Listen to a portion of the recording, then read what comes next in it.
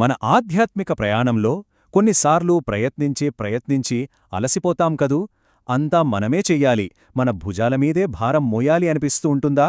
Are you tired of trying all by yourself? అయితే ఒక్క క్షణమాగండి, ఒక లోతైన శ్వాస తీసుకోండి.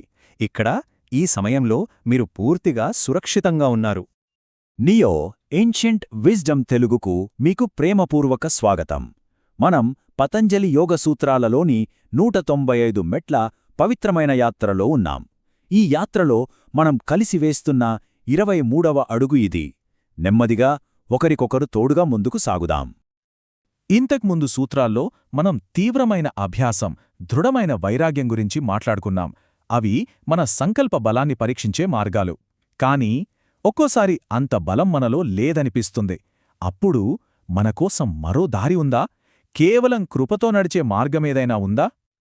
అవును, తప్పకుండా ఉంది. ఈరోజు పతంజలి మహర్షి మనందరి కోసం ఎంతో కరుణతో అందించిన ఒక సున్నితమైన మార్గాన్ని తెలుసుకుందాం. A path to inner peace, not through fighting but through loving surrender. పోరాటంతో కాదు, ప్రేమతో కూడిన శరణాగతితో శాంతిని పొందే మార్గం.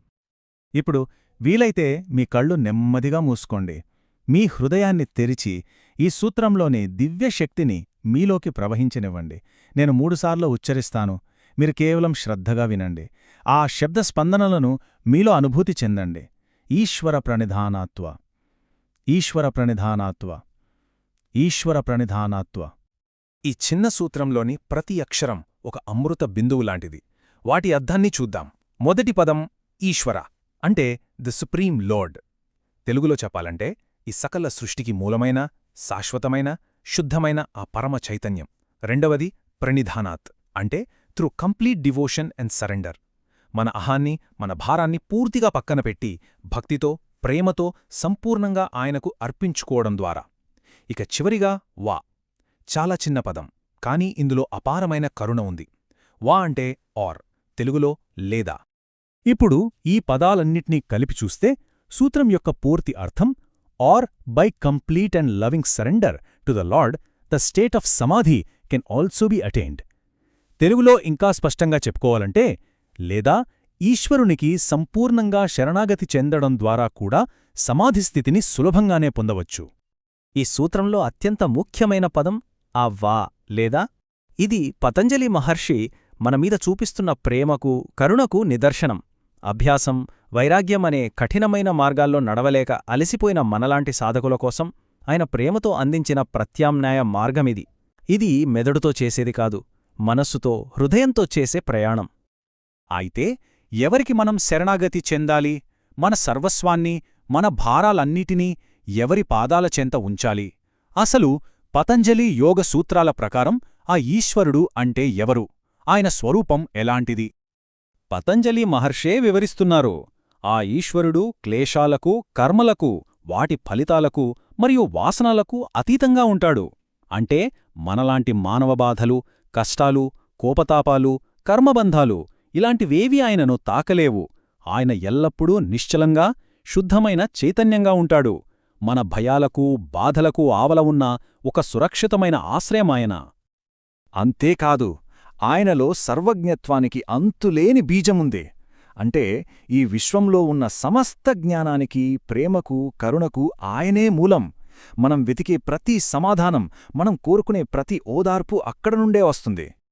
ఆయన ప్రాచీన గురువులందరికీ కూడా గురువు. ఎందుకంటే ఆయన కాలానికి బంధింపబడనివాడు.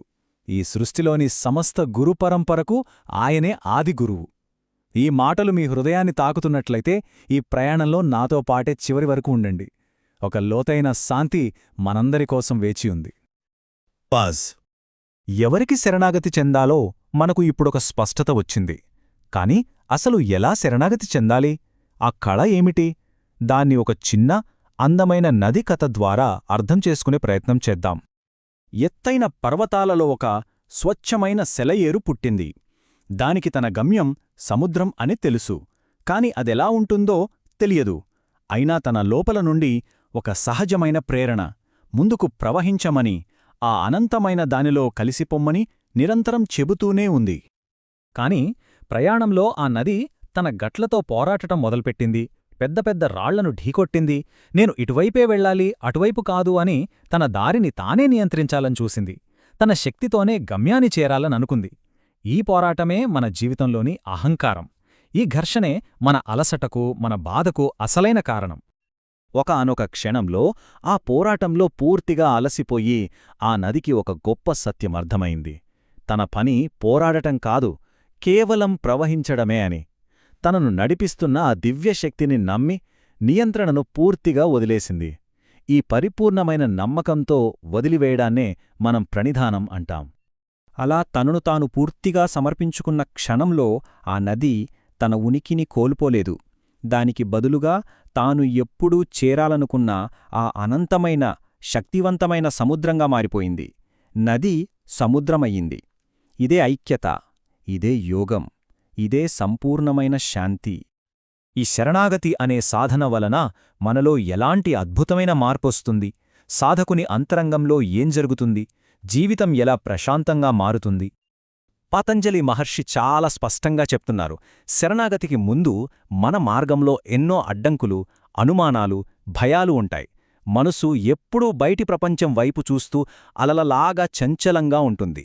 కాని ఎప్పుడైతే మనం శరణాగతి చెందుతామో ఆ అంతరాయాలన్నీ మంచులా కరిగిపోతాయి. మనసు బయటినుంచి లోపలికి తిరిగి ప్రత్యక్చేతన అనే స్థితికి చేరుకుంటుంది. అప్పుడు మనకు మాటల్లో చెప్పలేని ఒక లోతైన, నిశ్చలమైన ప్రశాంతత అనుభవంలోకి వస్తుంది. ఇంత గొప్ప విషయాన్ని, ఈ అద్భుతమైన భావనను మన రోజువారీ జీవితంలోకి ఎలా తీసుకురావాలి? అదే కదా అసలైన సాధన. దీనికోసం నేను మీకు 2 చాలా సులభమైన, ప్రేమపూర్వకమైన మార్గాలు చెప్తాను. వీటిని ఒక నియమంలా కాకుండా ఒక ప్రేమపూర్వకమైన సమర్పణలా ప్రతిరోజూ ఆచరించి చూడండి.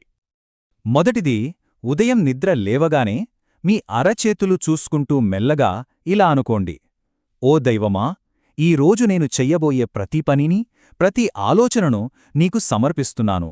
నా ద్వారా నీ పనే జరగని. నా పనులన్నీ అహంకారం యొక్క పట్టునుండి విముక్తి చెందుగాక. రెండవది, రాత్రి నిద్రపోయే ముందు పడకపై చేరి ఇలా అనుకోండి: ఈ రోజు జరిగిన ప్రతీ దాని ఫలితాన్ని, అది సుఖమైనా దుఃఖమైనా, తిరిగి నీకే సమర్పిస్తున్నాను. నేను ఏ భారాన్ని మోయడం లేదు. నేను ప్రశాంతంగా నిద్రిస్తున్నాను. మనం కలిసి వెయ్యబోయే మన తర్వాతి అడుగులో ఈ ఈశ్వరుని యొక్క నిజ స్వరూపాన్ని ఇంకాస్త లోతుగా తెలుసుకుందాం. మనందరినీ కలిపి ఉంచే ఆ పవిత్రమైన ప్రాణవ నాదాన్ని అర్థం చేసుకునే ప్రయత్నం చేద్దాం. మీ ఈ శాంతియుత ప్రయాణాన్ని కొనసాగించడానికి వీలున్నప్పుడు మన ప్లేలిస్టులోని పాత సూత్రాలను ఒకసారి చూడండి. ఈ పవిత్ర ప్రయాణంలో మనం ఎల్లప్పుడూ కలిసి నడవడానికి ప్రేమతో సబ్స్క్రైబ్ చేసి గంట సింబల్ నొక్కండి. వెళ్లే ముందు ఈ ప్రశ్నపై ఒక క్షణం మౌనంగా ఆలోచించండి. ఈరోజు నేను నియంత్రించాలని చూస్తున్న ఏ చిన్న విషయాన్ని వదిలివేయగలను? మీ అంతఃశాంతి కోసం ఈ పవిత్ర స్థానాన్ని నియో ఏన్షియంట్ విజ్డమ్ తెలుగు ప్రేమతో సృష్టించింది. మీ హృదయం ఎల్లప్పుడూ ప్రేమతో, కరుణతో, శాంతితో నిండి ఉండాలి. మీ మార్గంలోని ప్రతి అడ్డంకి తొలగిపోయి మీ ప్రయాణం సుగమం కావాలి. ఆ పరమేశ్వరుని కృప, ఆ దివ్య చైతన్యం యొక్క వెలుగు మిమ్మల్ని ఎల్లప్పుడూ కాపాడుతూ నడిపిస్తూ ఉండాలని మనస్ఫూర్తిగా కోరుకుంటున్నాను. మీరు సురక్షితంగా, సంపూర్ణంగా, ఆనందంగా ఉండాలి. శుభం. ఓం శాంతిః శాంతిః శాంతిః.